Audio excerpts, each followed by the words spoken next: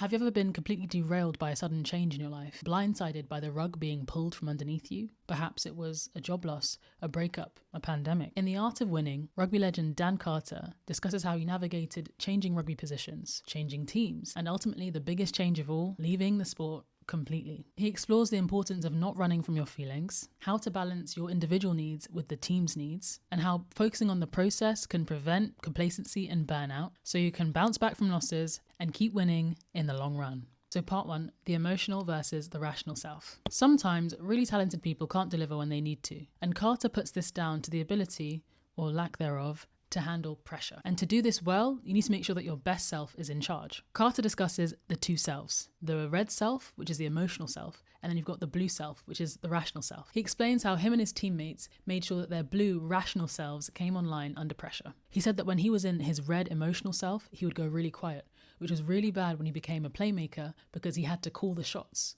To improve his mind and maintain his edge, he saw a mindset coach every week. He also said that he would give himself pockets of time deliberately to grieve losses and setbacks privately so that the emotional self could let go of pain when the pressure was off. In addition to this, on a team level, they had group sessions where people would come together and discuss how everything was going, again with a professional leading it so that the emotions didn't get messy. Overall, mind management and balancing both selves meant that Carter could be better for the team, bringing us to the next thing that makes winning easier in the long run: balancing personal goals with collective goals. Part 2, the self versus the team. It's repeated throughout this book that no individual is bigger than the team. The system and collective purpose is bigger than any one person. But sometimes it is important to focus on yourself. For example, when you're injured, focusing on yourself and rehabbing as best you can, which means you can get fit as soon as possible and support the team. But even in this case, Carter has something very interesting to say. He says that even when injured, after allowing some time to recover and feel sorry for yourself, it can be very valuable to ask yourself,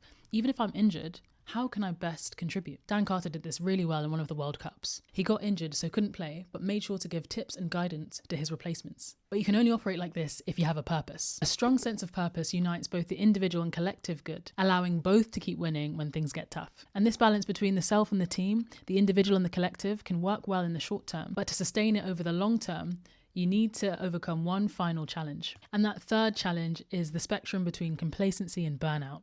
Part 3, complacency versus burnout. If winning were a spectrum, you'd have complacency on one end and you'd have burnout on the other. If you start winning and get too complacent, then you lose your edge and stop winning. But then if you start winning and get too aggressive, then eventually you expend too much energy and burn out. Like everything in life, there is a sweet spot, and Dan Carter was continuously trying to find that sweet spot. Despite being one of the best in the world, Carter took a sabbatical from rugby. 6 months off to improve his body. He built a new gym program from scratch, learned about fitness and nutrition. He started doing Pilates.